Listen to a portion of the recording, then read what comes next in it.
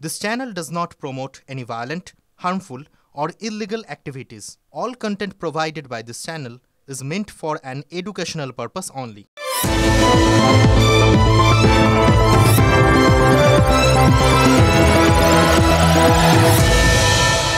মুম্বাইয়ের মন্ত্রণালয়ের সামনে ভিক্ষুককে 500 টাকা ভিক্ষে দিলেন নির্দল বিধায়ক। আর সঙ্গীকে বললেন ওই টাকাটা ঘুরে ফিরে তার কাছেই ফিরে আসবে। মুম্বাইয়ের ভিখিরি সিন্ডিকেট নিয়েই এই সিনেমাটা তৈরি করেছিলেন মধুর ভান্ডারকার। দেখানো হয়েছিল যে কিভাবে এই ভিখারিদের উপার্জনের কাটমানিটা ঘুরপথে নেতাদের পকেটেই পৌঁছে যায়। তার মানে নেতারা যা দেন তার অনেকটাই ফিরিয়ে নেন, তাই না? মানে শুনতে খারাপ লাগে, কিন্তু এটা সত্যি এবং এটা বাস্তব, এবং এতে দোষের কিচ্ছু নেই। দেন আর লেন এই দুটো মিলিয়েই তো লেনদেন, তাই না? আর লেনদেন মানেই অর্থনীতি। আজ নির্মলা সীতারামন যা বাজেট পড়ে শোনালেন তাতে খবর তো একটাই, মধ্যবিত্তের জন্য বিশাল ছাড়, কর ছাড়। এটা তো দেন, তাহলে লেন কোনটা? সরকার আসলে সব কিছুর বিনিময়েই তো ভোট চায়, তাতে অন্যায়ের কিছু নেই, এটাই তো স্বাভাবিক। আজ দেশের মধ্যবিত্ত সমাজ যা পেল তার বিনিময়ে কি আশা করতে পারে মোদী সরকার? ভোট তো নিশ্চয়ই, কিন্তু কোন পথে, কোন হিসেবে, কোন সমীকরণে? অঙ্ক, এই অঙ্কটাই আসল, ভোটের অঙ্ক। বাজেটের অঙ্ক কষার থেকেও কিন্তু এই অঙ্কটা আরও কঠিন।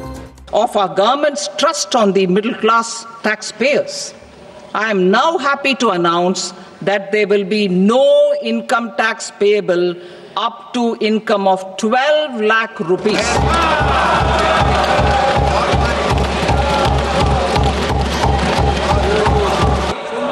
Average income of 1 lakh per month other than the special rate income such as capital gains under the new regime. 0 to 4 lakh rupees nil, 4.8 lakh rupees to 4 to 8 lakh rupees 5%, 8 to 12 lakh rupees 10%, 12 to 16 lakh rupees 15%, 16 to 20 lakh rupees 20%, 20 to 24 lakh rupees 25%, and above 24 lakh rupees 30%. দেখুন, সচরাচর প্রধানমন্ত্রী যখন লোকসভায় থাকেন তখন ওই ক্যামেরাটা ঘুরে ফিরে তার মুখের ওপরেই ফোকাস করে। এটা দেখতেই আমরা অভ্যস্ত। প্রধানমন্ত্রীর মুখের এক্সপ্রেশন ধরার একটা চেষ্টা থাকে আর কি। বিশেষ করে যখন বিরোধী নেতারা সরকারকে আক্রমণ করে তখনও তো স্পিকারের দিকে তাকিয়ে তারা হয়তো বলেন, কিন্তু আর চোখে মোদিকেই দেখেন। আজ ছিল ব্যতিক্রমী দিন। আজ টানা 1.5 ঘন্টা ডেরেক ওই নির্মলা সীতারামন তিনি ক্যামেরার সামনে কোহিনূর হয়ে রইলেন। আর নিজের আসন থেকে 30 ডিগ্রি ডান দিকে ঘুরে বসে শিরদাঁড়া সোজা রেখে নির্মলা সীতারামনের বাজেট ভাষণগুলো শুনে গেলেন কে? প্রধানমন্ত্রী নরেন্দ্র মোদী। আর যখন নির্মলা সীতারামনের বাজেট ভাষণ শেষ হলো তখন বিজেপির যত তালেবর সাংসদ সবাই নির্মলা সীতারামনের দিকে ছুটে গেলেন, ঘিরে ধরলেন, অভিনন্দন জানালেন, বুঝিয়ে দিলেন আজকের বাজেটে তিনি ওম্যান অফ দ্য ম্যাচ। তার মানে কি? ম্যাচটা কি বিজেপি জিতেই গেছে, নাকি মোদির উপস্থিতি বেবাগ ভুলে গিয়ে যেভাবে বিজেপি নেতারা নির্মলা সীতারামনকে ঘিরে ধরলেন তাতে একটা বিষয়ই প্রমাণ হয়, ভোটের কঠিন অঙ্ক নির্মলা মিলিয়ে দিয়েছেন।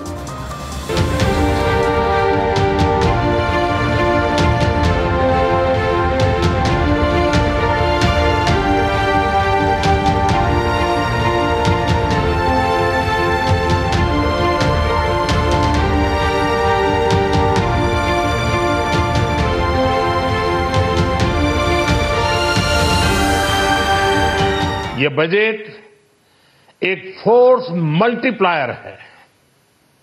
ये बजट सेविंग्स को बढ़ाएगा, इन्वेस्टमेंट को बढ़ाएगा, कंजम्पशन को बढ़ाएगा और ग्रोथ को भी तेजी से बढ़ाएगा। मैं वित्त मंत्री निर्मला सीतारमण जी और उनकी पूरी टीम को इस जनता जनार्दन का बजट पीपल्स का बजट, इसके लिए बहुत बहुत बधाई देता हूं। প্রধানমন্ত্রী কাল লক্ষ্মীর আশীর্বাদের কথা বলেছিলেন, আজ বললেন জনতা জনার্দন, জনতার বাজেট। বাজেট তো নয়, একেবারে বিষ্ণু পুরাণ। মোদি তো বলে দিলেন সঞ্চয় বাড়বে, লগ্নি বাড়বে, ক্রয় ক্ষমতা বাড়বে, আর্থিক বৃদ্ধির হার বাড়বে। বাড়বে তো বটে, কিন্তু আসল কথাটাই তো বললেন না, ভোট কত বাড়বে। ভোটের হিসেবটা না কষে এই বিজেপি এরকম বাজেট বানিয়েছে নাকি? অঙ্কটা তো নিশ্চয়ই কষেছেন, কিন্তু সেই হিসেবটা সেটা অবশ্য আমাদের সামনে বলবেন এটা আশা করা যায় না। ভোটের কথা উঠলেই বিজেপির নেতারা একেবারে ওই বেবাক নিপাট ভদ্রলোক, তারা ওই নির্বাচনের দিকে তাকিয়ে নাকি রাজনীতি করেন না, এরকম একটা মুখ করে বসে থাকবেন। সুতরাং এরপরে তো আর পিরাপিরি করা যায় না। তাই বিজেপির হয়ে ভোটের হিসেবটা আমরাই কষে দেবো। ভোটের অঙ্ক তো ওই বললাম, অঙ্কটা কষা, চারটিখানি কথা নয়। তাই কতগুলো স্টেপ, মানে কতগুলো কথা বলতেই হয়, যে কথাগুলো আজ না বললেই নয়।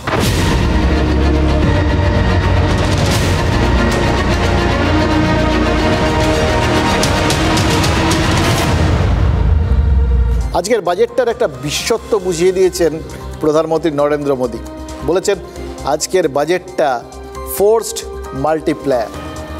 কি সেটা? খায় না মাথায় দেয়, কিছু করে, বুঝিয়ে বলি। সকলের বাড়িতেই তো মোটামুটি ওই জল তোলার পাম্প রয়েছে, টুলু পাম্প ঠাম্প তো রয়েছে। কারণ এখন ওই মানে নিচের থেকে জল তোলার যে পাম্পগুলো, সাবমার্সিবল বা এমনি মাটির ভূগর্ভস্থ জল তোলার, সেই বিষয়টা এখন কড়াকড়ি হয়েছে। বাড়িতে বাড়িতে রিজার্ভার তোলায়, সেখান থেকে জল ওপরের ট্যাঙ্কে তোলা হয়। এই সিস্টেমটা আপনাদের সবারই জানা, আর কি নতুন করে বলার কিছু নেই। এবার এটাও জানা যে কোনো কারণে যদি রিজার্ভারে ওই পাম্পের পাইপের নিচে জল চলে যায়, মানে সোজা কথায় জলটা ওই পাইপের মধ্যে সরাসরি না ঢোকে, তখন তো পাম্প হাওয়া টেনে নেয়। খুব চেনাটা হাওয়া টেনে নেওয়া। তখন ওই কলের মিস্ত্রিকে ডাকা ছাড়া কোনো উপায় থাকে না। তারা এসে ওই হাওয়া বের করেন, পাইপে কিছুটা জল ঢালেন, তারপর আবার পাম্প সেটা জল তুলতে শুরু করে। এই জল ঢালাটাই হচ্ছে খুব ইম্পর্টেন্ট। আজকে দেশের পাম্পে কিছুটা জল ঢাললো জানেন তো মোদি সরকার, নাহলে পাম্পটা চালু ছিল কিন্তু জল উঠছিল না। আর্থিক সমীক্ষায় দেখাচ্ছিল আর্থিক বৃদ্ধির হার কমে যেতে পারে। সর্বনাশী একটা তত্ত্ব। এবার দেশের পাম্প কারা? মধ্যবিত্ত চাকুরিজীবী। তাদের টেক হোম স্যালারি যাতে একটু বেড়ে যায়, মানে বাড়িতে তারা যাতে একটু বেশি টাকা নিয়ে যেতে পারেন মাইনের থেকে, তার বন্দোবস্ত করা হলো। চাকরিজীবীদের গ্রস 12 লক্ষ টাকা, মানে বার্ষিক তাদের মোট আয় যদি 12 লক্ষ টাকা হয়, তাহলে সেটা করমুক্ত, কঠোর কিচ্ছু দিতে হবে না। তার উপরে 75,000 টাকা এককালীন ছাড়, মানে 12,75,000 টাকা অবধি আপনি নিশ্চিন্তে থাকতে পারেন। চারটিখানি কথা নয়, কিন্তু হিসাব করে দেখুন, মাসে 1 লাখের বেশি কজন পায়? কিন্তু যদি 12,75,001 টাকা আয় হয়ে যায়, 1 টাকা বেরিয়ে যায় ওই ধাপের বাইরে, তাহলে বাজেটে অনেকগুলো ধাপ যে তৈরি হয়েছে, সেই ধাপগুলো অনুযায়ী কর ধার্য হবে। সেখানে ওই পুরনো সিঁড়িগুলো ভেঙে নতুন করে করের ধাপ তৈরি করা হয়েছে, সোপান। আগামী সপ্তাহে সেই অর্থ বিল পাশ করিয়ে নেওয়া হবে। নির্মলা সীতারামন হিসেব কষে দেখিয়ে দিয়েছেন, যাদের বছরে 12 লক্ষ টাকা আয়, তারা বছরে 80,000 টাকা পর্যন্ত সাশ্রয় করতে পারবেন। মমতা বন্দ্যোপাধ্যায় লক্ষ্মীর ভাণ্ডারে হাতে নগদ টাকা দেন, কত? মাসে 1,000, বছরে কত? তার মানে 12,000 টাকা। যে রাজ্যে, অনেক রাজ্যেই তো ওইটা মানে লক্ষ্মীর ভাণ্ডারকে কপি করেছে, টুকেছে, এই অভিযোগটা তৃণমূলের নেতারা করেন। তো সেখানে বিভিন্ন রাজ্যগুলোতে কত অবধি দেওয়া হয়? 2,500 টাকা অবধি। বা যেখানে মাসে 2,500 টাকা করে অনুদান দেওয়া হয়, সেখানেও বার্ষিক অর্থ সাহায্য কত দাঁড়াবে? 30,000 টাকার বেশি নয়। আর এখানে মোদি কী করলেন? মধ্যবিত্ত চাকুরিজীবীর পকেটে বছরে 80,000 টাকা পুরে দিলেন, স্ট্রেট ফরওয়ার্ড। এখানে অবশ্য একটা ওই তলায় যেরকম লেখা থাকে না ছোট্ট করে, এরকম আছে কন্ডিশনস অ্যাপ্লাই। নতুন কর কাঠামোয় চাকুরিজীবীকে নথিভুক্ত হতে হবে। নতুন কর কাঠামো, যেটা ইদানিংকালে পুরনো কর কাঠামোর পাশে প্যারালালি চলছে। কিন্তু ক্রমশ ব্যাপারটাকে এমন করে দেওয়া হচ্ছে না, রাস্তাটা গিয়ে কোনো একটা মোড়ে মিলেই যাবে। আপনার ওই নতুন কর কাঠামোয় না ঢুকে কোনো উপায় থাকবে না। আপাতত আপনাকে প্রলুব্ধ করা হচ্ছে, পুরনো কর কাঠামোয় কোনো পরিবর্তন হয়নি, সুতরাং ওখানে কোনো সুবিধা নেই। তার মানে নতুন কর কাঠামোর দরজায় কার্পেট বিছিয়ে আপাতত সকলকে আহ্বান জানাচ্ছে কেন্দ্রীয় সরকার। এই সমস্ত মানে রাস্তা তৈরি করে দিয়ে যাদের ওই রাস্তায় নিয়ে যাওয়া যাবে না, তাদের জন্য পরবর্তীকালে হয়তো অন্য কোনো ব্যবস্থা হলেও হতে পারে। কিন্তু আপাতত যাতে সকলে নিজের খুশিতে নাচতে নাচতে নতুন কর কাঠামোয় চলে যায়, সেই জন্য এই এত রকম ধাপ, ছাড়, রিবেট সব ওই নতুন কর কাঠামোয়। নতুন কর কাঠামোয় বছরে ওই 12,75,000 টাকা পর্যন্ত কর মুকুব। এটা তো ঠিক আছে, কিন্তু বিভিন্ন লগ্নি যেমন হোম লোন, মেডিক্লেম ইত্যাদি থেকে ওই পুরনো কাঠামোয় যেরকম কর ছাড় পাওয়া যায়, সেগুলো এখানে নেই। অর্থনৈতিক বিশেষজ্ঞরা কি বলেন জানেন? সকলকে নতুন কর কাঠামোয় নেমে ধীরে ধীরে ওই পুরনো সিস্টেমটাই তুলে দিতে চায় কেন্দ্রীয় সরকার। এবার যদি তাতে লোকের সাশ্রয় বেশি হয়, আপত্তির কী আছে? ভয়েরই বা কী আছে? 12,75,000 টাকা পর্যন্ত ছাড় তো পাওয়া যাচ্ছে, এটা তো ঠিক, কিন্তু সরকার যে অর্থ বিলটা পরের সপ্তাহে লোকসভায় পেশ করবে, সেখানে কি থাকবে জানেন? 4 লক্ষ টাকা পর্যন্ত আয় কর মুক্ত। এই 4 লক্ষ টাকায় কর সোপান বা ওই করের যে বিভিন্ন ধাপ, সেগুলোর মধ্যে প্রথম সিঁড়িটা 12,75,000 টাকা পর্যন্ত যে ছাড়টা দেওয়া হচ্ছে, তাহলে সেটা কি? কেন বলছি 12,75,000 টাকা পর্যন্ত রিবেট আছে? রিবেট আছে, এই কথাটা হচ্ছে রিবেট। যে আপনাকে করটা দেওয়ার কথা ওই 12 লক্ষ টাকা পর্যন্ত, সেই করটা আপাতত মুকুব করে দেওয়া হচ্ছে, রিবেট দিয়ে মুকুব করা হচ্ছে। এবার যদি 12 লক্ষ টাকা পর্যন্ত সরাসরি করমুক্ত করে দিয়ে বিলটা আনা হতো, তাহলে কিন্তু যখন তখন পরিবর্তন করা যেত না, কারণ ওটা তো আইন করেই আইনে বদল আনতে হতো। কিন্তু রিবেট, সেটা কিন্তু যখন তখন বন্ধ করে দেওয়া যায়। রিবেটকে একটা ক্যাবিনেট বৈঠকের সিদ্ধান্তের পরেই বদলে ফেলা যায়। মানে হাতে সরকার সবসময় টান দেওয়ার জন্য একটা জায়গা রেখে দেয় আর কি। আনন্দের দিনে এই অস্বস্তিটুকু কিন্তু মধ্যবিত্তর জন্য রয়েই গেল। তবে হ্যাঁ, এটা সত্যি, কর ছাড় ঘোষণা করে সেটা ফিরিয়ে নেওয়ার মতো আত্মহত্যা কোনো সরকার চট করে করে না। বছর 50-এর জনার্দন বাবু সংসারের হিসেব কষতে বসলেই হার্টবিট বেড়ে যায়। হোম লোনের ইএমআই, রোজকার মাছ, মাংস, মুদি, সবজির খরচ, সন্তানের স্কুলের ফি, টিউশনের টাকা, ওষুধের খরচ, সঙ্গে বছরে 80,000 টাকার ইনকাম ট্যাক্সের বোঝা। বছরে 12 লক্ষ টাকার ইনকাম কোথায় উবে যায় ধরতেও পারেন না। অবশেষে জনার্দন বাবুদের জন্য বড় ঘোষণা নরেন্দ্র মোদীর সরকারের।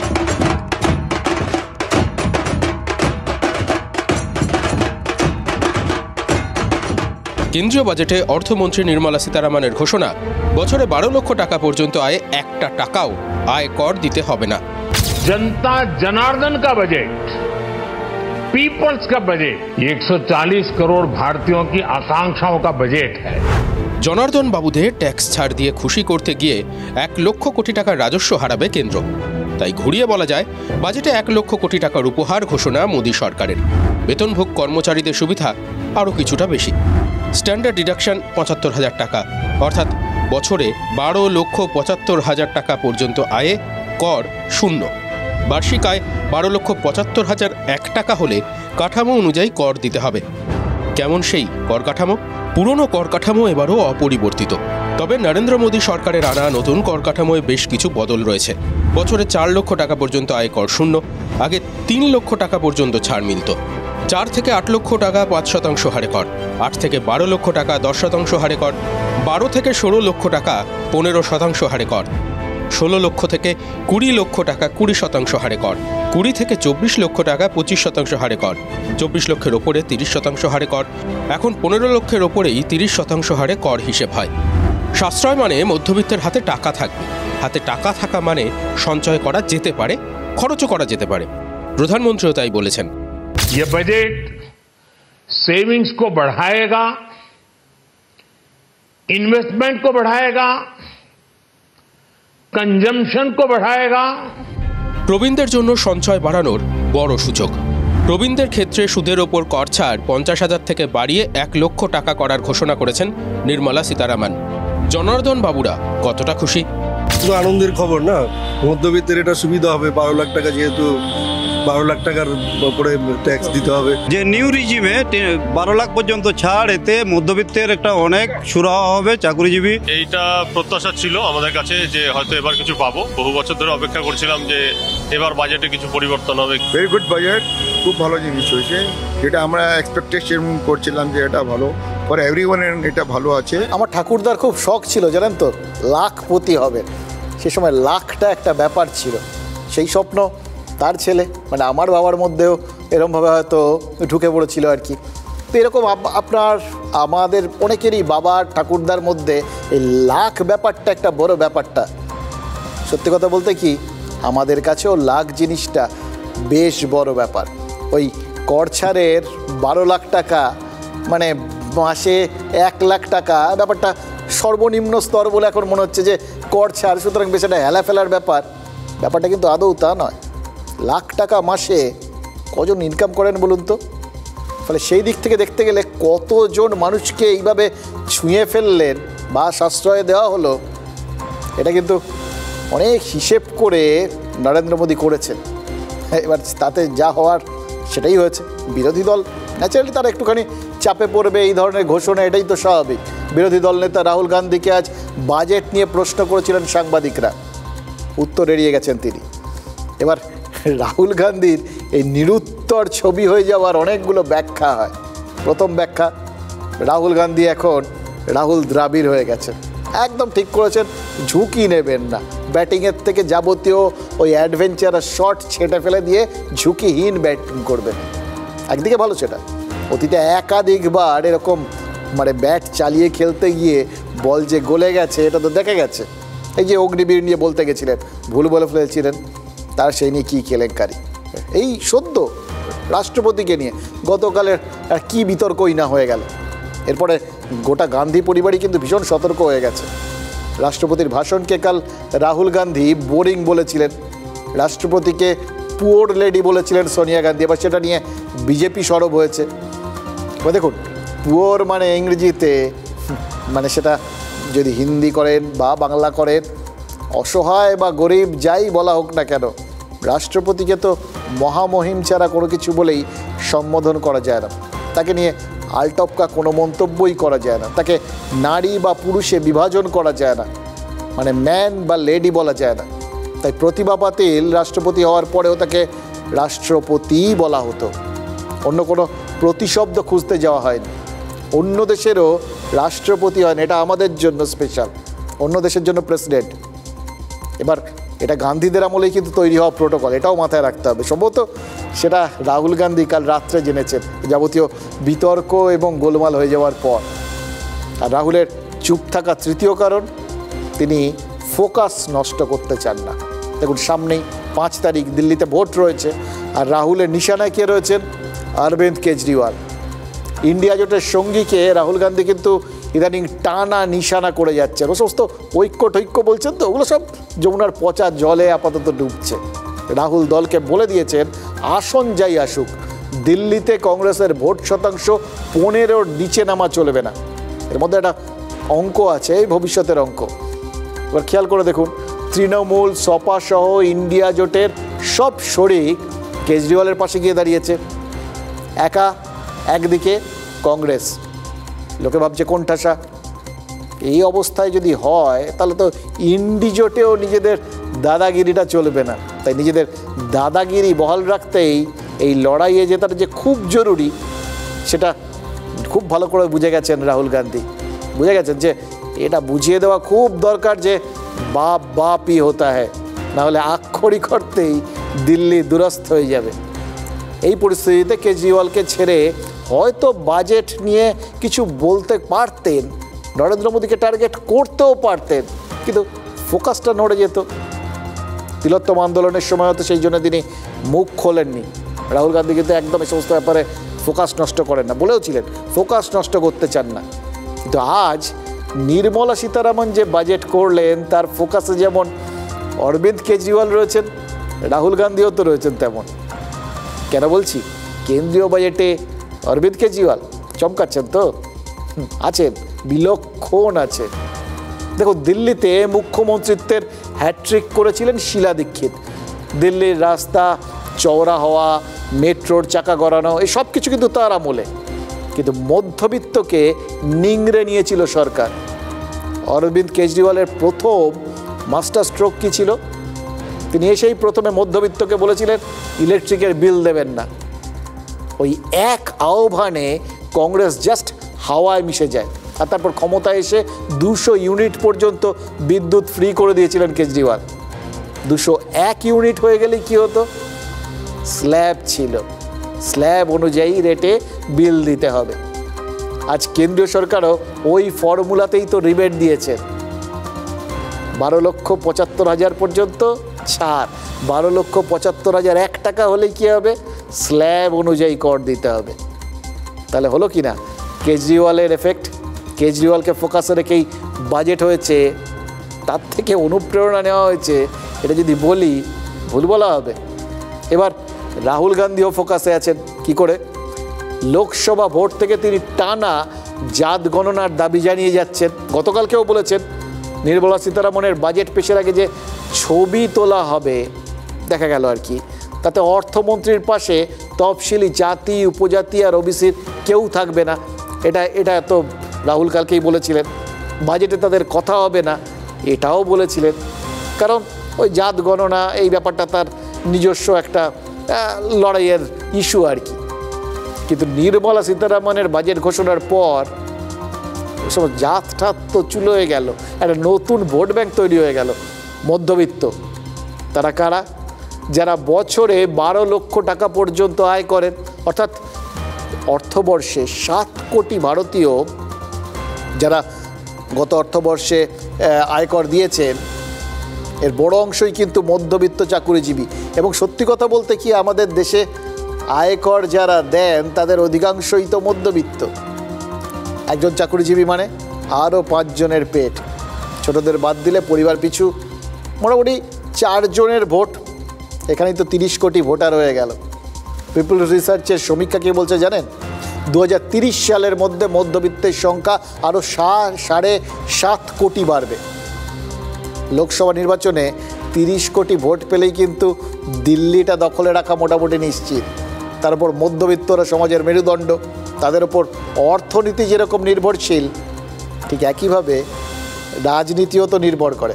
মধ্যবিত্তের আশীর্বাদেই বাংলায় বাম শাসন 3.5 দশক টিকেছিল। 34 বছর কম না। মধ্যবিত্তের ভালোবাসাতেই মমতা বন্দ্যোপাধ্যায় কিন্তু 14 বছর কাটিয়ে দিয়েছেন। এবং সবথেকে বড় কথা হচ্ছে, এই মধ্যবিত্ত শ্রেণী ক্রমশ কিন্তু আরে বহরে বড় হচ্ছে, নিচ থেকে মানুষজন উঠছে। পিপলস রিসার্চের সমীক্ষা বলছে 2031-এর মধ্যে জনসংখ্যার 38% মধ্যবিত্ত হয়ে যাবে। এই হিসেব কি বিজেপি বাজেট তৈরির আগে কষেনি নাকি? হঠাৎ মনে পড়ে গেছে? কখনো হয় না। রাহুল গান্ধীর জাত রাজনীতির খেলার মাঠটাই বদলে দিয়েছে বিজেপি এই এক বাজেটে। কাল পর্যন্ত খেয়াল করে দেখুন কি অবস্থা ছিল একবার। সবার মুখ শুকনো, ওই কুম্ভ নিয়ে, মহাকুম্ভ নিয়ে যোগী সরকার থেকে মোদী সরকার সবাই তো কোণঠাসা হয়েছিল। আর আজ কুম্ভ কোথায়? কারণ নজর নেই। কুম্ভের মতো টাটকা ঘটনায় যদি মানুষের ফোকাসের বাইরে চলে যায় এত চট জলদি, জাস্ট একটা বাজেটের ছাড়ে, তাহলে রাহুল গান্ধীর জাতের রাজনীতি মানুষের কানে ঢোকার রাস্তা খুঁজে পাবে। অনেকে বলেও ফেলছেন যে 7 থেকে 10 হবে ভেবেছিলাম, কিন্তু এক ধাক্কায় 12 লক্ষ টাকা অবধি রোজগারে ছাড় হয়ে যাবে, কোনো কর দিতে হবে না নিউ ইনকাম ট্যাক্স রেজিমে, তা আমরা ভাবতেই পারছি না। এবং এই বাজেট দেখার পর আমরা বলতে চাই যে মোদি হ্যায় তো মুমকিন হ্যায়। কনজামশন পাওয়ার থাকবে, আমার হাতে যত টাকা থাকবে খরচ করার মতো, তত বাজারে আমি চাহিদা তৈরি করতে পারবো। এই হচ্ছে মূল কথা। কিন্তু সেটা শুধুমাত্র একটা মধ্যবিত্ত সেকশনের কথা মাথায় রেখে করতে গেলে ব্যাপারটা আংশিক হয়। আমি বিরোধিতা করছি না কখনোই যে মধ্যবিত্ত সমাজকে ট্যাক্স থেকে রেহাই দেওয়ার জন্য, কখনো বিরোধিতা প্রশ্ন নয়। নিম্নবিত্ত মধ্যবিত্ত মানুষ খানিকটা সুরাহা পেলেন, কিন্তু গরিব মানুষ যিনি ট্যাক্সের আওতায় নেই তার জন্য কোনো বাড়তি ছাড় নেই। গ্রোথ রেট কমে গেছে, মানরেগা তার বরাদ্দ উল্টে কমে গেছে। ইন্স্যুরেন্স ক্ষেত্রে এফডিআই 100%, তার মানে কার্যত ইন্স্যুরেন্স কোম্পানি এলআইসি ইত্যাদি ইত্যাদি এগুলো তুলে দেওয়ার ব্যবস্থা হচ্ছে।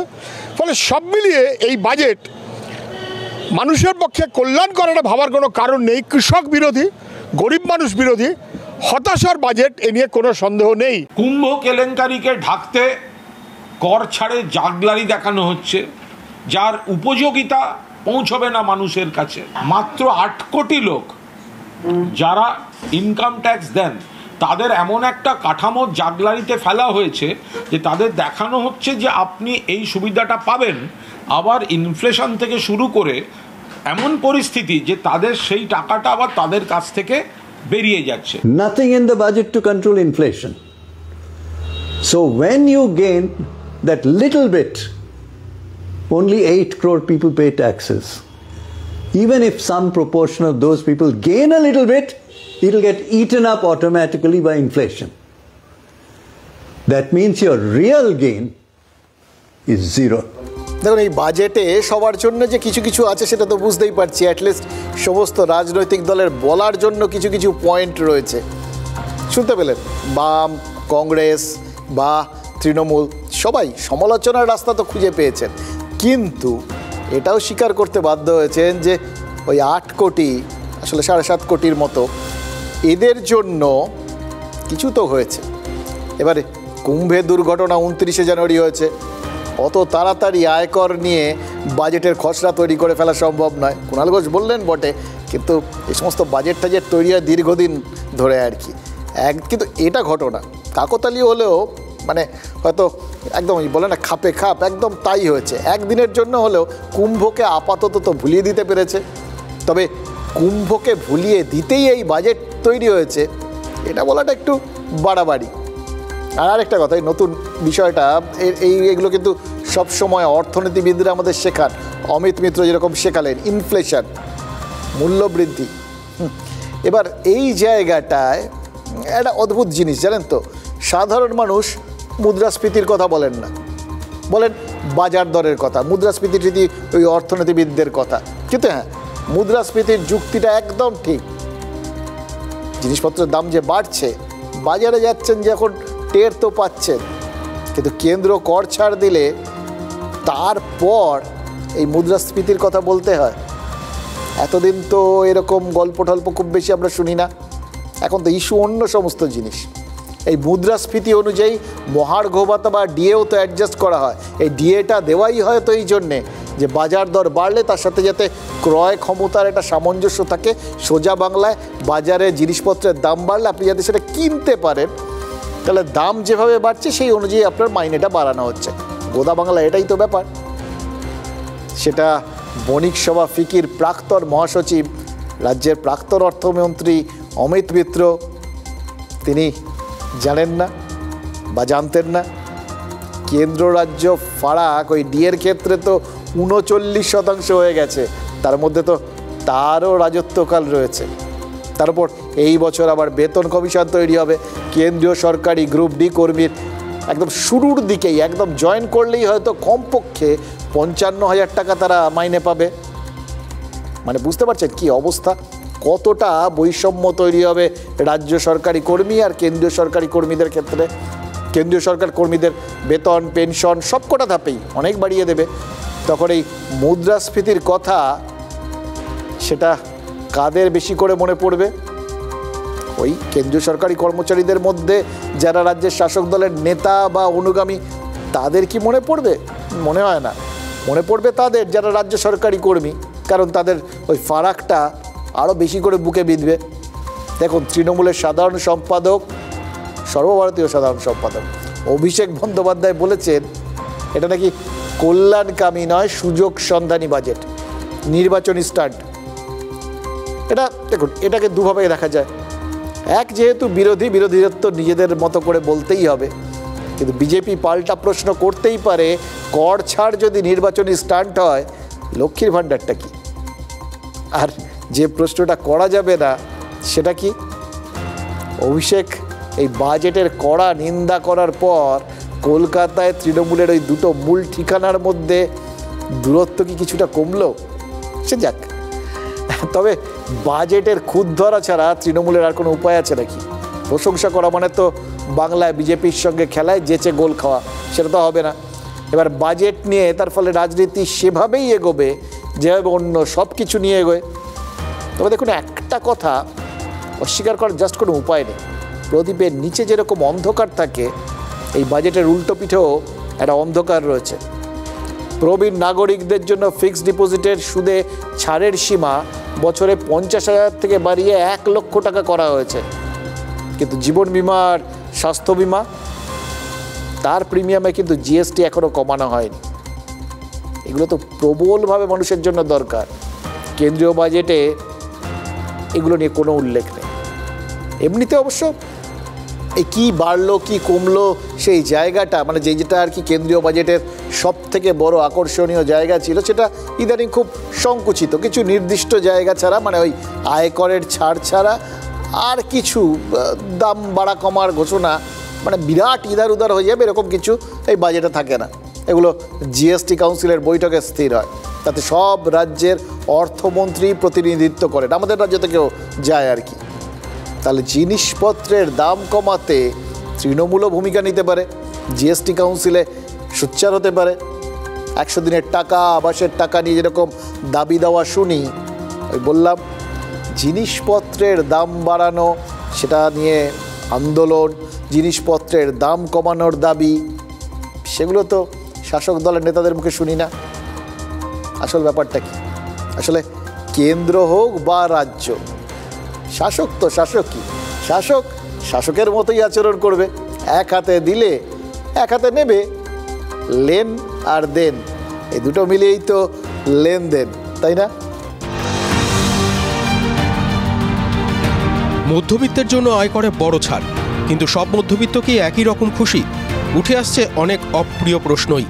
অবশ্যই আনন্দের খবর, এবার সবার ক্যাপাবিলিটি 12 লক্ষে পৌঁছাক, সেটা আরও আনন্দের হবে। এমনি তো ঠিক আছে, বাট আলটিমেটলি যারা কম স্যালারি পায় তাদের জন্য একটু চাপের বিষয়। সবার তো সেই এস্টাবলিশমেন্ট নেই, তো এখন যাদের নেই তাদের জন্য আনন্দ নিরানন্দ একই ব্যাপার। আনন্দ নিরানন্দ একই ব্যাপার, এই দলে পড়ার লোক নেহাত কম নয়। সোশ্যাল মিডিয়ায় অনেকেই প্রশ্ন তুলছেন, 12 লক্ষ টাকা পর্যন্ত ট্যাক্স ছাড়, অথচ সামান্য বিস্কুট কিনতে নিম্নবিত্তকেও গুনতে হবে 18% ট্যাক্স। এই দলেরই একজন প্রতিনিধি বলছেন, কতটা ট্যাক্স ছাড়লো সেটা নয়, পেট্রোল ডিজেলের দাম করলো, আমাদের শাক সবজি বা নিত্য নৈমিত্তিক জিনিসের দাম কমা, ওষুধের দাম, সবচেয়ে বড় ব্যাপার ওষুধের দাম কতটা কমলো। ওষুধের দাম কমার ইঙ্গিত রয়েছে বাজেটে। ক্যান্সার, বিভিন্ন বিরল রোগের 36টি জীবনদায়ী ওষুধের আমদানি শুল্ক পুরোপুরি তুলে নেওয়া হয়েছে। 6টা জীবনদায়ী ওষুধে আমদানি শুল্কে 5% ছাড় দেওয়া হয়েছে। এরপরও প্রশ্ন উঠছে, দেশে তৈরি ওষুধের দাম কমার কি সুযোগ মিলবে না? মাসকাবারি ওষুধের খরচায় নাকাল মধ্যবিত্তের প্রশ্ন। আমাদের যা খরচা হয় মাসে 4,500 থেকে 5,000 টাকা ওষুধের পেছনে খরচা হয়। যদি জীবনদায়ী ওষুধ দিলে তো হবে না, তার মধ্যে জীবনদায়ী ছাড়াও অনেক ওষুধ আছে, সেগুলোই কতটা ছাড় হচ্ছে তার উপর অনেক কিছু নির্ভর করবে। আমরা চাই শুধু ক্যান্সার কেন, আরও সুগার থেকে আরম্ভ করে যাবতীয় যত অ্যান্টিবায়োটিক ওষুধ আছে তার দাম কমুক, তাতে আমাদের খুবই উপকার। ক্যান্সার রোগীদের জন্য আরও একটা উপকারের বন্দোবস্ত করেছে কেন্দ্র। প্রতিটি জেলা হাসপাতালে ক্যান্সার রোগীদের জন্য ডে কেয়ার তৈরির ব্যবস্থা করা হবে। কিন্তু পূর্ব ঘোষিত ঘোষণা নিয়ে প্রশ্ন তুলছেন বিশিষ্ট ক্যান্সার বিশেষজ্ঞ সুবীর গঙ্গোপাধ্যায়। গতবার আমরা দেখেছিলাম এই অর্থমন্ত্রী নির্মলা সীতারামন, তিনি পার্লামেন্টে বেরিয়ে ঘোষণা করেছিলেন সমস্ত স্কুলের যারা ছাত্রী, মানে বাচ্চা মেয়ে যারা, তাদের সার্ভিক্স ক্যান্সার, যেটা আমাদের দেশে একটা প্রধান ক্যান্সার, তার যে ভ্যাকসিনটা আছে সেই ভ্যাকসিনটা সবাইকে বিনামূল্যে দেওয়া হবে। কিন্তু 1 বছর হয়ে গেল, সেই নিয়ে আর কোনো উচ্চবাচ্য নেই। জরুরি প্রশ্ন আরও একটা আছে। জীবন বিমা, স্বাস্থ্য বিমার ওপর থেকে 18% জিএসটি তুলে দেওয়ার সুপারিশ করেছিল মন্ত্রিগোষ্ঠী, কিন্তু এখনও চূড়ান্ত সিদ্ধান্ত নিতে পারেনি জিএসটি কাউন্সিল। এই সুরাহা মধ্যবিত্ত কবে পাবে? দেখুন, এবার লিথিয়াম ব্যাটারিতেও শুল্ক ছাড়ের ঘোষণা করা হয়েছে। মোবাইল থেকে বৈদ্যুতিন গাড়ি তৈরির শিল্পে এই লিথিয়ামের গুরুত্বপূর্ণ অবদান রয়েছে। এই জিনিসটা যত দাম কমবে, শুল্ক ছাড় পাওয়া যাবে, ততই বৈদ্যুতিন গাড়ির ব্যাটারির দাম কমবে, বৈদ্যুতিন গাড়ি সস্তা হবে, তার সঙ্গে তাদের যন্ত্রাংশের ওপরেও ছাড় দেওয়া হচ্ছে। তার মানে আমাদের দেশে যাতে বিদেশি গাড়ি কোম্পানি আর বিদেশি মোবাইল কোম্পানি এসে কারখানা খোলে, তার রাস্তা তৈরি করা হলো। মেক ইন ইন্ডিয়া যজ্ঞে ঘি ঢালা হলো, এতে আবার কর্মসংস্থান হবে। ঘরোয়া অর্থনীতির কথা মাথায় রেখেই তার মানে ছাড়। আর ঘরোয়া রাজনীতি, বিরোধীরা কি বলেন জানেন? বলেন দেশের মানুষ গাড্ডায় পড়ে আছেন, এ নিয়ে তো কোনো সন্দেহ নেই। যাবতীয় সংশয় দেশের মানুষকে ওই গর্ত থেকে তুলতে দেশের সরকার কোন পদ্ধতি অবলম্বন করছে, এটাই মেন প্রশ্ন। এমনিতে বাঙালি মাত্রা দেখুন অনেক কিছু জানেন, অর্থনীতির ব্যাপারটার থেকে ছেড়ে দিন, ডাক্তারি অবধিও জানেন। আপনি, আমি, আমরা সবাই কিন্তু একজন মোটামুটি ভালো ডাক্তার। আমরা প্রাথমিক চিকিৎসাটা বাড়িতে করি, তারপর ডাক্তারের কাছে যাই, বহু সময় যাইও না। কিন্তু বছরের এই একটা দিন আমরা অর্থনীতিবিদ হওয়ার চেষ্টা করি, ইকোনমিস্ট। মুশকিল একটাই জানেন তো, পাস না করেও হাতুড়ে ডাক্তারি করা যায়, কিন্তু অর্থনীতি না, সেটা গ্রিপে আনা অত সহজ নয়। কারণ আপনি আপনার মানি ব্যাগকে কবে আর গ্রিপে আনতে পারলেন বলুন? যখনই বাজারে যান তখনই দেখবেন সব হাত ফসকে বেরিয়ে যায়। তাই বাজেট বিশ্লেষণ করতে গিয়ে প্রতি মুহূর্তে মনে হয় একটা দুরন্ত ঘূর্ণিতে পড়েছি, ছন্দে ছন্দে রং বদলাচ্ছে। যাদের কাছে বাজেট একদম জলের মতো সোজা, যারা ওই ফিসকাল ডেফিসিট, জিডিপি, মানে এইসব শক্ত শক্ত বিষয়গুলো, দাঁত ভেঙে যায় এরকম কথাগুলো খুব সহজে বুঝে যান, তারা চাইলে আমার ধারণা কি জানেন তো, ওই বারমুডা ট্রায়াঙ্গেলের রহস্য ধরে ফেলতে পারেন। এরকম বিরল প্রতিভা সবার থাকে না, কিন্তু এই মুহূর্তে এই চেষ্টাটা জারি আছে। ওই অর্থমন্ত্রীর বাজেট ভাষণ শুরুর মুহূর্ত থেকে দিনের শেষ পর্যন্ত এটা থাকবে। তবে হ্যাঁ, সব কিছুর জন্য আমাদের আরেকটা জিনিস আছে, এটা খুব ইন্টারেস্টিং। আমরা ওই সেই মাধ্যমিকের সময় ছাত্রবন্ধু পড়তাম, কোথায় একটা মানে বই, সোজা বাংলায় মানে বই, সেই মানে বই এখনও নাম বদলেছে। সেদিন দেখলাম কে একটা বিজ্ঞাপন দিচ্ছেন, আগের ছাত্রবন্ধু এখন আমাদের মানে বই, মানে এই সমস্ত আছে আর কি, আগের জিনিসই। ফলে বাজেট বুঝতে আমাদেরও মানে বই আছে। কারা? আপনারা জানেন, রাজনীতিকরা। দেখুন, অর্থনীতির বিষয় অর্থনীতির মাস্টাররা বোঝাবেন, এটাই স্বাভাবিক, কিন্তু তারা যেটা বলবেন সেটা তো থিওরি। কিন্তু রাজনৈতিক ব্যক্তিত্বরা, তারা হলেন ওই বিরল প্রতিভার অধিকারী, যারা আলপিন থেকে এলিফ্যান্ট সব একদম জলের মতো বোঝেন। তাই রাজনীতির ক্লাসে আপনি একদম প্র্যাকটিক্যাল এক্সপিরিয়েন্স পেয়ে যাবেন, জলের মতো বুঝে যাবেন। আমাদের এক সহকর্মী আজ একটা কথা বলছিল জানেন তো, মজার কথা, এবং কথাটা শুনে মনে হলো ঠাট্টার ছলে বলছে, কিন্তু কি সহজভাবে, অত নিজেও ভাবে, নিজেও কত বড় একটা নিগুড় তত্ত্ব বুঝিয়ে দিল আমাদের। আলোচনা হচ্ছিল অর্থনীতি আর অর্থ, মানে আপনার আমার মেন লক্ষ্য, মেন আলোচ্য বিষয় তো এই অর্থই। অর্থ অনর্থম বলে আমরা অর্থের অভাবটাকে ভুলে থাকার চেষ্টা করি। তো যাই হোক, এই অর্থ যখন আপনি বলবেন, সেটাকে একটু গাম্ভীর্য নিয়ে বলতে গেলে অর্থনীতি এসে পড়ে। এই দুটোর মধ্যে পার্থক্য কী? আমাদের এই সহকর্মী বলছিল একটা সূক্ষ্ম পার্থক্য আছে। অর্থনীতি হলো সেই জিনিসটা যেটা সাধারণ মানুষ বোঝেন না, কিন্তু দেশ চালাতে নেতা মন্ত্রীদের কাজে লাগে। আর অর্থ হলো সেই জিনিসটা যেটা আমরা সবাই বুঝি কিন্তু দেখতে পাই না, যেটা সংসার চালাতে সাধারণ মানুষের সব থেকে কাজে লাগে কিন্তু হাতে পায় না। তাই বাজেটের দিনটা, সেদিন কিন্তু ওই অর্থনীতি হলো রাজনীতি। এই রাজনীতি কি বলছে জানেন? বলছে এই বাজেট বাংলার প্রতি চরম বঞ্চনার বাজেট। অবশ্যই যারা এই মতাবলম্বী তারা কেউ বিজেপি সমর্থক নয়, এটা আলাদা করে বলার দরকার পড়বে না। বাংলা যখন 18টা সাংসদ জিতিয়ে পাঠিয়েছিল তখনও বাংলায় কিছু দেয়নি। আজও বিজেপির 12টা সাংসদ রয়েছে, বাংলাকে কিচ্ছু দেওয়া হয়। এবং এই যে 12 জন সাংসদ রয়েছে, কেউ কোনোদিন প্রতিবাদও করবে না। বাংলা দীর্ঘদিন ধরে বঞ্চিত, আজও বঞ্চিত, বাংলার জন্য কিচ্ছু নেই। 2025 সালে এই বছর নভেম্বর মাসে যেহেতু বিহারে নির্বাচন আছে, বিহারের জন্যই সব কিছু করা হয়েছে।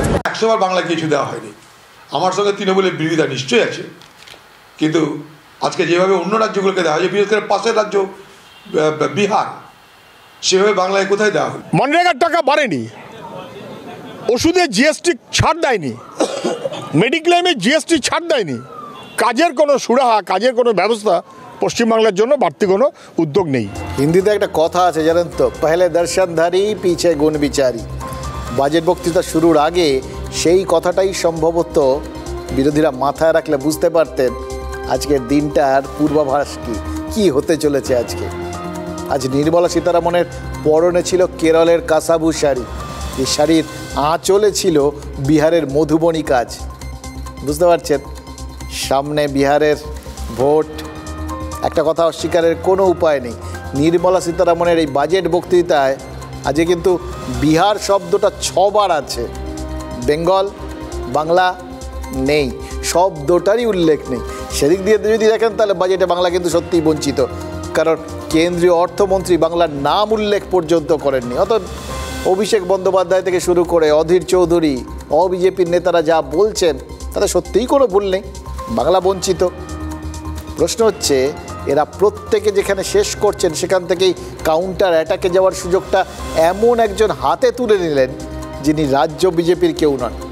রাজ্য বিজেপি এখন ভাবছে বা নিজেদের লাইনেই তারা বলবে বলে ঠিক করেছে, কিন্তু সঠিক লড়াইটা শুরু করলেন যিনি, তার নাম সিভি আনন্দ বোস, পশ্চিমবঙ্গের রাজ্যপাল। যদিও অনেকে তার সম্পর্কে বলেন যে কেন্দ্রীয় সরকারেরই একটা পার্ট, মানে বিজেপিরই একটা পার্ট, কিন্তু সেটা তো রাজনীতির কথা। আসলে তো তিনি পশ্চিমবঙ্গের রাজ্যপাল। আনন্দ বোসের অফিস থেকে আজ এক প্রেস রিলিজ দিয়ে বলা হয়েছে বাংলাকে কি কি দিয়েছে নির্মলা সীতারামন। ভদ্রলোক আমলা তো ধুরন্ধর, মাথা খুব পরিষ্কার, কারণ এই যাদের জন্যই যেটুকুনি দেওয়া হোক সেটা দেশের সাধারণ মানুষের জন্য দেওয়া হয়েছে। আর দেশের ওই সাধারণ মানুষের মধ্যে এই বাংলার মানুষও কিন্তু পড়ে। আসল জায়গাটা জাস্ট ধরে নিয়েছেন। তৃণমূল, সিপিআইএম বা কংগ্রেস নেতাদের কথাগুলো একসঙ্গে করলে যেটা দাঁড়াচ্ছিল ওই বঞ্চনা, ঠিক সেইখানটার থেকে তিনি উত্তরটা দিলেন। রাজ্যপাল বলেছেন, আয়করের ছাড়ের সুবিধা কি বাংলার চাকুরিজীবী মানুষ পাচ্ছেন না? কৃষকদের জন্য ধনধান্য প্রকল্পের সুবিধা কি বাংলার কৃষকরা পাবেন না? দেশের সব জেলায় যদি ক্যান্সার হসপিটাল হয় তাহলে তার সুবিধা কি বাংলার 23টা জেলা পাবে না? 1.5 লক্ষ কোটি টাকা বরাদ্দ হয়েছে 50 বছরের জন্য সব রাজ্যকে সুদবিহীন ধার দেওয়া হবে বলে। বাংলার তো এইটাই সব থেকে বেশি দরকার। ভাড়ে মা ভবানী দশা, বাংলার সরকার চাইলে কি তার সুবিধা নিতে পারবে না? এর সবকটার উত্তর কিন্তু দিতে হলে হ্যাঁ বলতেই হবে। হ্যাঁ, এটাও ঘটনা, পশ্চিমবঙ্গ সরকারের ক্রেডিট স্কোর দেখে কেন্দ্র লোন দিতে চাইবে কি সেটা তাদের ব্যাপার, কিন্তু তখন সে রাজনৈতিক বৈষম্য নিয়ে নতুন বক্তব্য হয়তো উঠতে পারে, সেগুলো তো অন্য প্রশ্ন। কিন্তু চাইলে ওই লোনের সুবিধা তো রাজ্যের সরকার নিতে পারে। এছাড়াও গবেষণা, জাহাজ নির্মাণ, শিক্ষা, এই সমস্ত ক্ষেত্রে যে সমস্ত বরাদ্দ হয়েছে তার ভাগও তো পশ্চিমবঙ্গে আসবে। অর্থাৎ সরাসরি বাংলার জন্য কোনো প্রকল্পের উল্লেখ আজকের বাজেটে হয়তো নেই, কিন্তু ভারতের জন্য তো রয়েছে। যেটা আছে সেটায় ঘুরিয়ে বাংলার হয়ে লাভের কড়ি গুনছেন সিভি আনন্দ বোস, বুঝিয়ে দিচ্ছেন জাতীয়তা বোধটা কোন জায়গায় নিয়ে গেছেন তিনি। এবং এক্ষেত্রে তিনি বাংলার বিজেপি নেতাদের থেকেও ফাস্ট। বিজেপি হিসেব নিকেশ করার আগেই রাজভবন তথ্য দিয়ে দেখিয়ে দিচ্ছে বাংলা কি কি পাইয়াছে। এবার খেয়াল করে দেখুন, একদিকে রাজ্যপালের ন্যারেটিভ, যেটা বিজেপি নেতাদের মনের কথা বলে ধরে নিতে পারেন, আরেকদিকে অভিষেক বন্দ্যোপাধ্যায়ের অভিযোগ, যেটা তৃণমূলের থিম সং। বাংলার মানুষ কোনটা বিশ্বাস করবে? এই প্রশ্নটা না খুব মারাত্মক। আসলে বিশ্বাস অবিশ্বাসের প্রশ্ন চলে এলেই তো আর নিজেকে কন্ট্রোল করা যায় না, জানেন তো। সেই গল্পটা মনে পড়ে যায়, সেই শিয়াল পণ্ডিতের কাছে নিজের ছানাদের পড়তে পাঠিয়েছিল কুমির। 5টা ছানার মধ্যে 4টাকেই খেয়ে নিয়েছিল শিয়াল, কিন্তু কুমির যাতে না বুঝতে পারে সেজন্য একটা ছানাকে বাঁচিয়ে রেখেছিল। আর যখনই কুমির খোঁজ করতে আসতো ওই একটা ছানাকেই 5 বার গর্ত থেকে বের করে দেখাতো। এই গল্পটা তো আমরা জানি। আমাদের মানে সাধারণ মানুষের সব জেনেও অবস্থাটা তো ওই কুমিরের মতোই, তাই না? যে কোনো রাজনৈতিক দলই আমাদের কুমির ছানা দেখায়। এবার কার ওই দেখানোটা সব থেকে বিশ্বাসযোগ্য হবে সেটা তো নির্ভর করছে কে কীভাবে ছানাটাকে তুলছে তার উপর। বাজেটে পশ্চিমবঙ্গ সরকার অন্তত 1.5 লক্ষ কোটি টাকা কেন্দ্রের থেকে পাচ্ছে। যে 1.5 লক্ষ কোটি টাকা না পেলে সেন্ট্রাল সেক্টর স্কিমগুলোও এখানে চালাতে পারতো না, আর রাজ্য সরকার লক্ষ্মীর ভাণ্ডারও চালাতে পারতো না। গুজরাটকে দিচ্ছেন 49,000 কোটি টাকা, মহারাষ্ট্রকে দিচ্ছেন 89,000 কোটি টাকা। শুধুমাত্র 3টি রাজ্য যার জনসংখ্যা পশ্চিমবঙ্গের থেকে বেশি, মধ্যপ্রদেশ, বিহার এবং উত্তরপ্রদেশ, 15 ফিনান্স কমিশনের রেকমেন্ডেশন অনুযায়ী তারাই শুধু 1,07,000 কোটি টাকার বেশি টাকা পাচ্ছেন। প্রধানমন্ত্রী ধনধান্য কৃষি যোজনা, সেই প্রধানমন্ত্রী ধনধান্য কৃষি যোজনাতে আপনি দেখবেন যে পশ্চিমবঙ্গে ইমপ্লিমেন্ট হচ্ছে না। যারা মারামারি করে সবসময় তাদেরকে আপনি প্রজেক্ট দিয়ে কি করবেন? দেখুন, কেন্দ্রীয় সরকার পক্ষে যারা আছেন তাদের কাছে যে বাজেটটা ভীষণ রকম জনমুখী সেটা তো পরিষ্কার। আবার একই বাজেট সেটা বিরোধীদের কাছে যে জনবিরোধী সেটাও পরিষ্কার। প্রশ্ন তো একটাই, একই বাজেট কি করে কোনো একজনের চোখে জনমুখী আর আরেকজনের কাছে জনবিরোধী হতে পারে? জটিল ব্যাপার, খুব জটিল। কিন্তু দেখুন, রাজনৈতিক হিসেবটা তো অন্যভাবে চলে, তাই না? সব রাজনৈতিক দল তারা তো মানুষের ভালোর জন্যই কাজ করে, মানুষের ভালো চায় না, মানুষের জন্য কাজ করে না এরকম কোনো রাজনৈতিক দল আছে নাকি?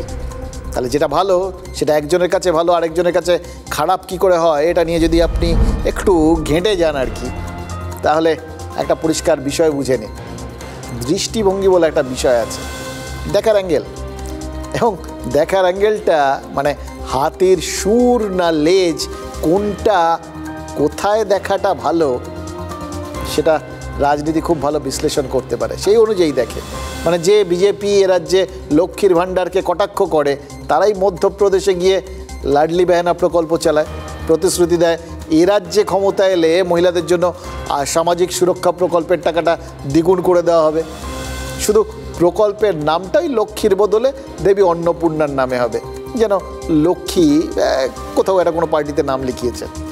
এই লক্ষ্মী নামটা না, এটা বিজেপির কাছে খুব একটা লক্ষ্মী মন্ত্র নয়, জানেন তো। এটা চুপচুপি আপনাদের বলি, কারণ এই তৃণমূলের লক্ষ্মীর ভাণ্ডারের কাছে এখন পর্যন্ত যতবারই তারা লড়াই করতে গেছে হারতে হয়েছে।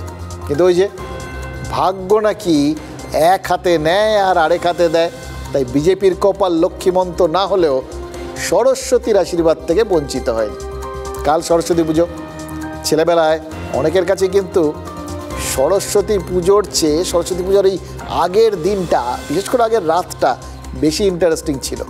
কোচিং সেন্টার, স্কুল, কলেজ, পুজোর জন্যই ফলমূল কিনতে যাওয়া, ঠাকুর আনা, রাত জেগে পাড়ার প্যান্ডেল বানানো, আহা সে এক আলাদা ফিল। এর শুনলে কিরকম নস্টালজিক লাগে, আপনাদেরও লাগে। তারপর ওই ছেলেদের স্কুল থেকে বিভিন্ন এলাকার স্কুলগুলো, তার মধ্যে মহিলা স্কুলগুলো থাকতো, সেখানে নেমন্তন্ন করতে যাওয়া অন্য ব্যাপার একটা আর কি। তো ছাড় থাকতো এই দিনটা, মোদ্দা কথা হচ্ছে এই আয়করের মতো এই দিনটাতে প্রচুর ছাড় থাকতো, বাড়ির থেকে একটু বেশি স্বাধীনতা মিলতো। যদিও আজকাল আর এই সমস্ত ছাড়ের বিশেষ ধার কেউ ধারে বলে তো মনে হয় না। পাড়ায় সেভাবে রাত জেগে প্যান্ডেল বানানোরও খুব একটা দরকার হয় না, কারণ আজকাল সব রেডিমেড কিনতে পাওয়া যায়, পুরো প্যান্ডেলটাই তুলে নিয়ে এসে বসিয়ে দেওয়া যায়, অনলাইনেই ফুল ফল সব চলে আসে। তারপরে অবশ্য কিছু জিনিস আছে যেগুলোর বদল নেই। এই যেমন আজ অনেকেই বাজারে গিয়ে কিন্তু প্রতিমার দরদাম করেছেন, অনেকে কাল সকালে যাবেন, নিজের হাতে ওই ফর্দ মিলিয়ে জিনিসপত্র কিনবেন। এগুলোই বাঙালির চিরন্তন সত্তা। কিন্তু কাল বদলাচ্ছে, নিয়মও বদলাচ্ছে, অনেক কিছুই বদল হবে। বাঙালির শিক্ষা ব্যবস্থার যেরকম বদল হয়েছে, শিক্ষকদের দিকে তাকানোর দৃষ্টিভঙ্গির যেমন বদল হয়েছে, শিক্ষার সম্ভ্রমের যেরকম বদল হয়েছে, তেমন পুজোর পরিবেশেরও বদল হচ্ছে। তবে এবার এমন একটা ব্যাপার হতে চলেছে না, যা আগে বোধহয় কখনো হয়নি। সরস্বতী মহাভাগে বিদ্যে কমললোচনে, এইটা শুনলেই কিরকম মনে হয় না অটোমেটিক বাকি শব্দগুলো মুখ থেকে বেরিয়ে আসে অঞ্জলি দেওয়ার সময়।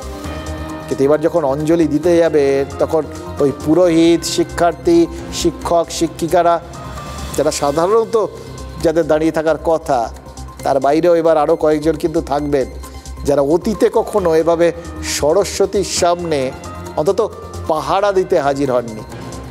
সরস্বতীকে মোদ্দা কথা পাহাড়ার মধ্যে পড়তে হয়নি, এইবার প্রথমবার খোদ বিদ্যার দেবীকেও নিরাপত্তা দিতে হচ্ছে, তাও আবার বিদ্যার অঙ্গনে।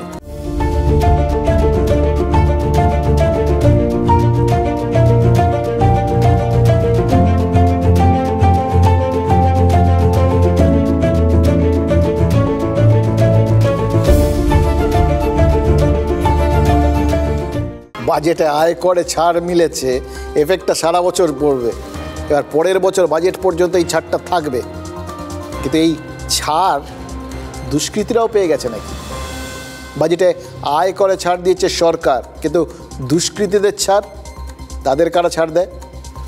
রাজনীতির ফ্রি হ্যান্ড ছাড়া দুষ্কৃতীদের এতটা বাড়বাড়ন্ত হতে পারে কি? একটা লেভেলের পর তো হওয়া উচিত নয়। আদালত কাল নির্দেশ দিয়েছিল যে যোগেশচন্দ্র কলেজে পুলিশের নিরাপত্তায় পুজো হবে। এই নির্দেশের পরেও অভিযুক্ত সাব্বির আলী নাকি ফের কলেজে গিয়ে শাসিয়েছে। কাল সন্ধ্যেতেই কলেজের গেট পেরিয়ে ঢুকেছিল সে। ভাবুন তো সাহস। যোগেশচন্দ্র ল কলেজ খোদ মুখ্যমন্ত্রীর পড়াশোনার কলেজ বলে শুনেছিলাম। কলেজ থেকে কালীঘাটের ডিস্টেন্সটাও তো মেরে কেটে ওই 2.5-3 কিলোমিটার বেশি হবে না। কোন ছাড়ে, কোন সাহসে আদালতের নির্দেশের পরেও সাব্বির আলী শাসাতে পারল? দেখুন, সরস্বতী পুজো হচ্ছে পুলিশি নিরাপত্তায়, একেবারে বাংলাদেশের মতো পরিস্থিতি। গতকালই তো শুভেন্দু অধিকারী এই ন্যারেশনে আক্রমণ সাজানোর একটা সুযোগ পেয়ে গেছিলেন। ভাবা যায়নি কোনোদিন মানে সরস্বতী ঠাকুরকে এইভাবে গোটা বিষয়টার সাথে রিলেট করা যাবে, মানে অ্যাটলিস্ট বাংলাদেশের সাথে রিলেট হয়ে যাবে। তারপরেও এই কুম্ভ বিপর্যয় আর আদালতের হস্তক্ষেপে রাজনীতির পরিসরটা খানিকটা কমেছিল। মনে হচ্ছিল যে ঠিক আছে, সরস্বতী যাদের দখলে সেই তাদের দখলেই থাকবে, মানে ছাত্রছাত্রীদের। কিন্তু সেই কমে যাওয়া রাজনীতিকেই সচেতনভাবে আবার বাড়িয়ে দেওয়া হচ্ছে না তো?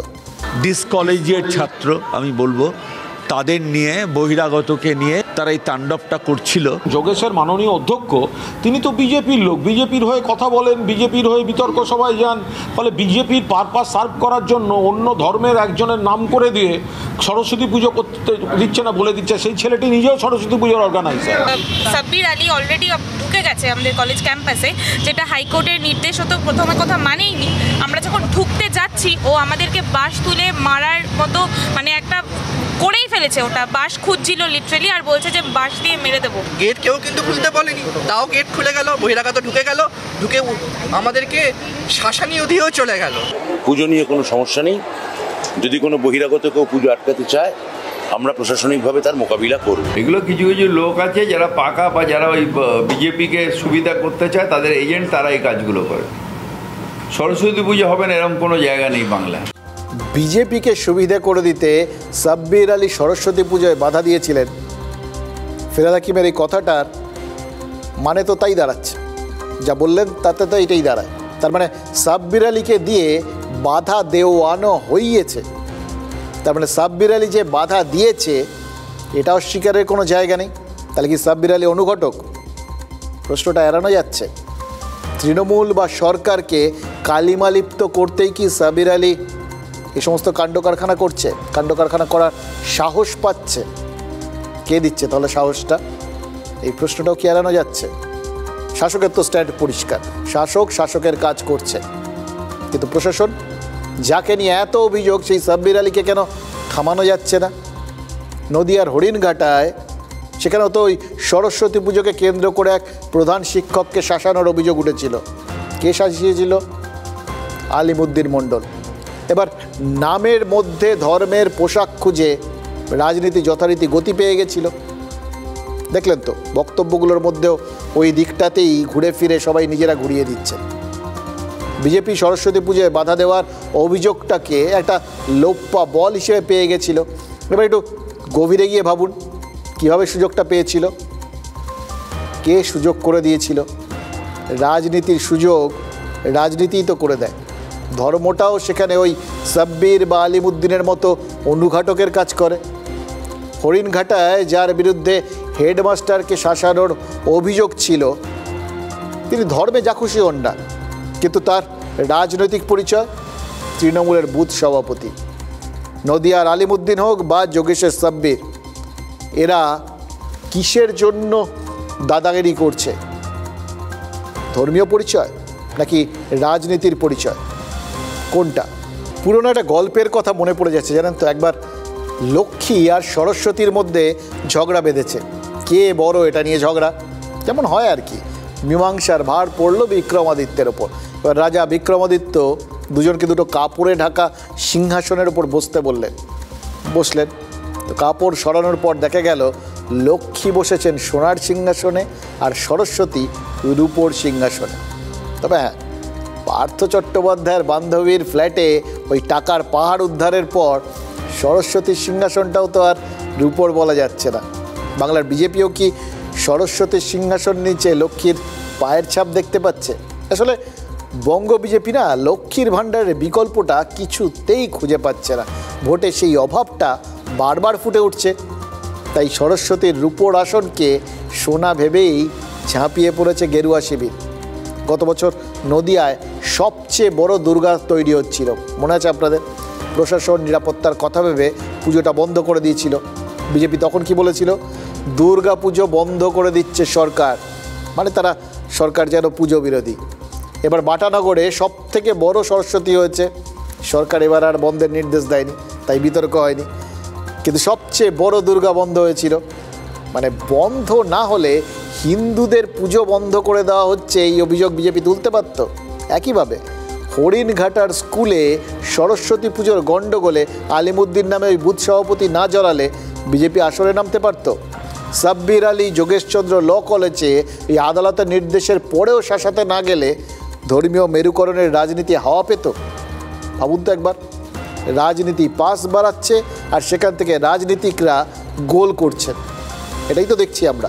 মাঠে যাওয়ার দরকার নেই, চোখ কানটা খোলা রাখুন, তাহলেই পরিষ্কার বোঝা যাবে খেলা হচ্ছে। কাল হরিণঘাটায় অঞ্জলি দিতে যাওয়ার কথা শুভেন্দু অধিকারীর, কালই যোগেশে যাওয়ার কথা ব্রাত্য বসু। বুঝতে পারছেন, কাল দুপুরের পর থেকে বাঙালি বলবে সরস্বতী মহাভাগে, আর ভাগাভাগিটা সেটা তো রাজনীতি সেরে বসে আছে।